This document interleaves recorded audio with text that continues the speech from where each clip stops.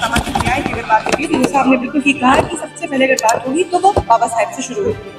लेकिन इस वक्त देश में जो माहौल है, जिस तरीके से बाबा साहेब को पेश करने की कोशिश हो रही है, सीजीआई पर एक तरफ दिखा फेंका जाता है, दूसरी ओर ऐसे और भी तमाम वकील हैं जो ये कहते हैं कि बाबा साहेब ने गुनाह लिखा ही नहीं। वकील होकर, पढ़े लिखे लोग होकर वो इस तरीके की एक नई चलन को लागू करने की कोशिश कर रहे हैं। क्या कहेंगे इस पर?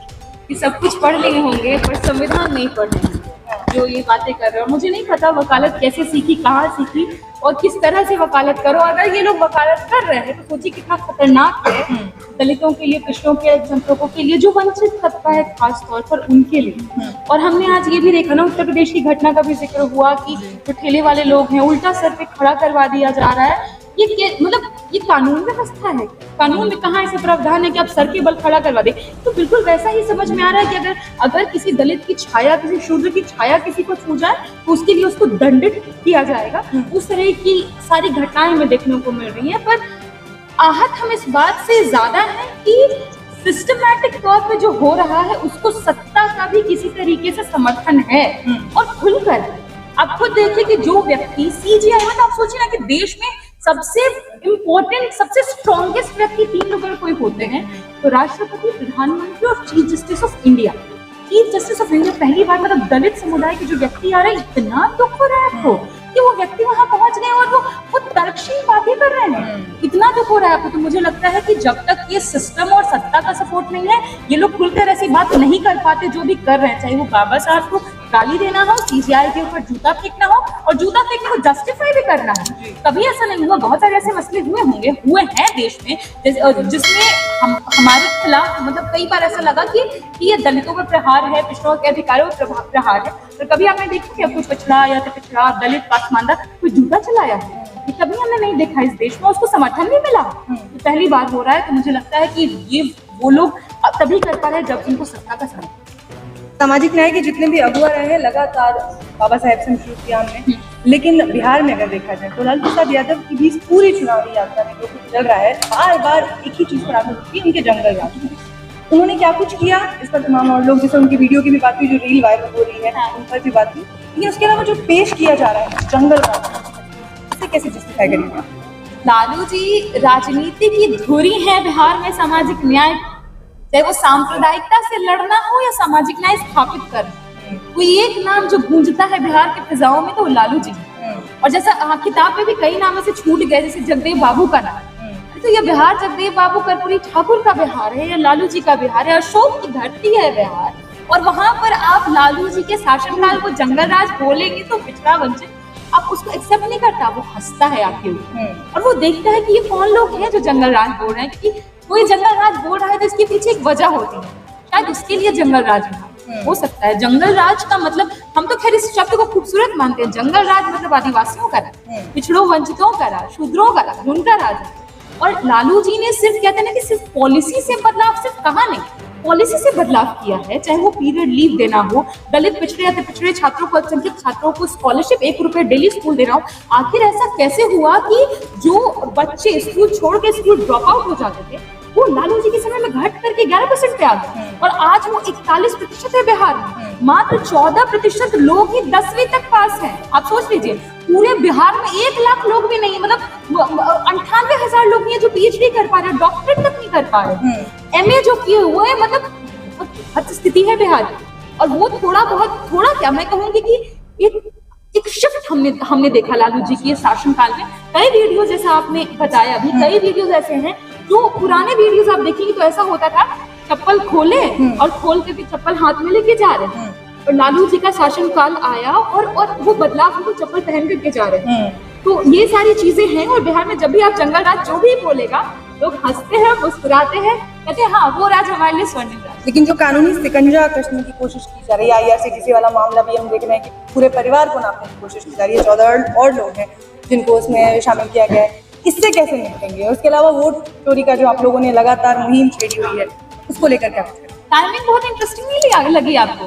बिहार में चुनाव डिक्लेयर होता है, यहाँ कोर्ट की तब बुलावा आ जाता है। और वहीं मुझे याद है 18 सितंबर को अमित शाह भी बिहार आए थे, बेगूसराय में आके बोले कि हम तेजस्वी यादव को चुनाव लड़ने लायक ही नहीं छोड़ेंगे, वहां बोला था। और फिर एक और इंटरेस्टिंग डेट पड़ती है 11 तारीख को सेकंड फेज की वोटिंग होनी है, 10 नवंबर को ही डेट पड़ा है अगला जी, डेट। जी। पर मुझे जहाँ तक लगता है ये कि जितना ये परेशान करेंगे उतना बिहार की जनता एकजुट हो, क्योंकि जितना परेशान करेंगे राजनीति उतनी तेज रफ्तार पकड़ेगी और रियलिटी में ये होगा कि लोगों को समझ में आ रहा है ये वेंडेटा पॉलिटिक्स है और इनको पता है कि बुरी तरह हारने जा रहा है, तो परेशान करो। सोचिए, मैंने वही कहा भी लोकार्पण के पहले कि ऐसा कैसे होता है कि 13-14 साल के तेजस्वी जी हैं, उनके ऊपर करोड़ों का होता है गबन कर दिया, तो ये भी आश्चर्यजनक नहीं रहेगा उनको 2-3 साल की बेटी और उनके 6-7 महीने के बच्चे के ऊपर आरोप डाल दिया जाए ये अरबों खा गया। कोई हमें इसमें कोई हैरानी नहीं होगी।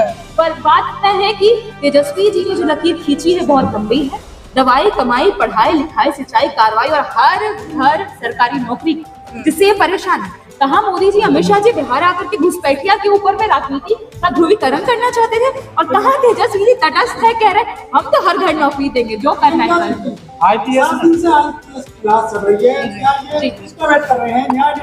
आप खुद बताइए कि वो IPS अधिकारी हैं जिनके साथ ये हो रहा है, वो IPS अधिकारी है, पत्नी उनकी IAS अधिकारी है, उनके ससुर जो थे, जहाँ तक मैंने सुना है, वो सांसद रह चुके हैं और उसके अलावा भी जितने बड़े बड़े सांसद हैं, नेता, उनके लिए आवाज उठा रहे हैं, फिर भी न्याय नहीं पहुंच पा रहा है।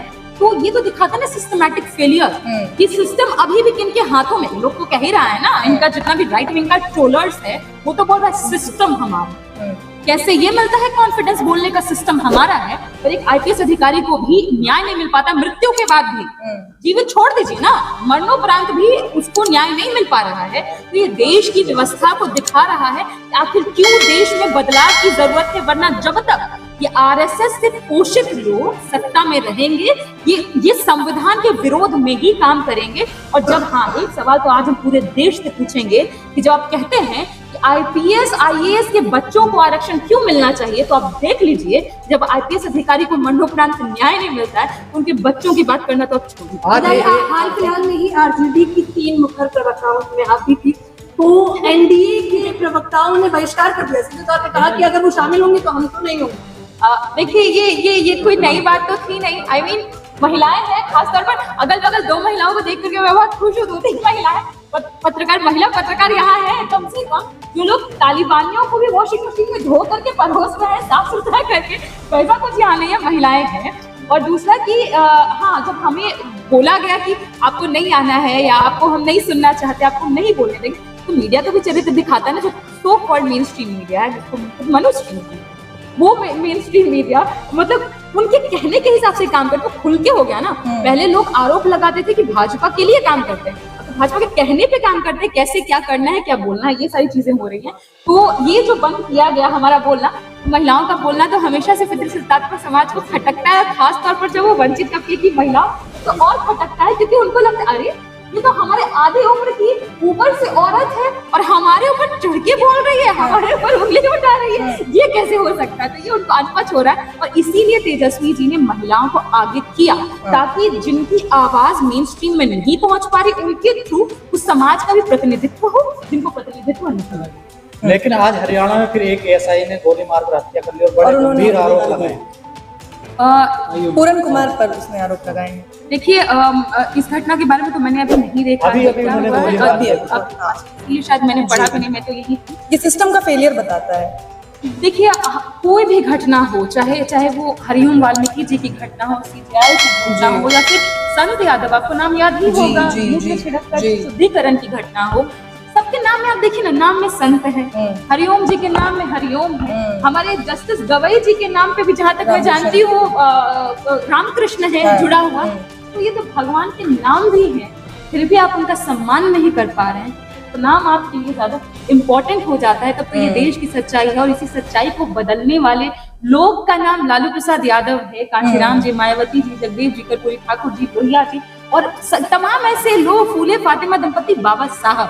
तो हमेशा इतिहास बदलने की कोशिश की जाएगी, नकारात्मक छवि प्रस्तुत करने की कोशिश की जाएगी, पर हमको लगता है कि अब जितना उनको नकारात्मक लाइट में दिखाइएगा, वंचित का उतना उसको पॉजिटिव। कैसे जब इस देश में बाबा साहेब को नीच कहकर बुला सकता है कोई, अनिल मिश्रा वकील है, वो बाबा साहेब को नीच कहकर बुला रहे हैं, कह रहे हैं कि अंग्रेजों के समय में इन्होंने अंग्रेजों की जासूसी की, जब वो बाबा साहेब को नहीं बख्श सकते, एजेंट थे वो। एजेंट्स मुझे लगता है वही लोग कहेंगे जो जिनका खुद का रवैया उस तरह का रहा होगा, मे बी।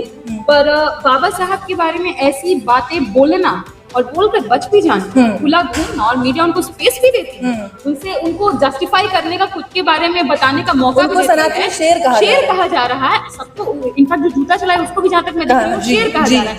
तो आप इतिहास बदलने की कितनी भी कोशिश करिए, परिवर्तित नहीं होगा। अब तो ये पत्थर की लकीर है कि बाबा साहब सिर्फ संविधान निर्माता नहीं है, भारत निर्माता, वो भारत निर्माता जहाँ पर सभी के लिए समान अवसर होंगे, equity, equality, social justice, secularism इसकी नींव है, जिसको कोई भी चाह ले बदल नहीं। मध्य प्रदेश के दामों में ब्राह्मण के पैर धोकर किए हुए हैं। मैंने देखा पुरुषोत्तम कुशवाहा उनका नाम है, तो देख लीजिए ना, चाहे वो दलित हो, पिछड़े हो तो पिछड़े हो, आदिवासी के क्षेत्र पर मध्य प्रदेश में पेशाब किया गया, मुझे वो विजुअल्स आज भी याद है। तो ये सारी परिस्थितियों में तब तक बदलाव नहीं होगा और बदलाव तब तक नहीं होगा जब तक इनको उस तरीके से दंडित नहीं किया जाएगा। पर दंड देंगे कौन, जब वो चाहते ही नहीं है दंड देना, वो तो सिर्फ प्राइज देना चाहते हैं, शेर की उपाधि देना चाहते हैं। मुझे लगता है मुश्किल है, लेकिन हाँ, जब समाज एकजुट होता है ना, तो बड़े बड़े सूरमा निकल जाते हैं।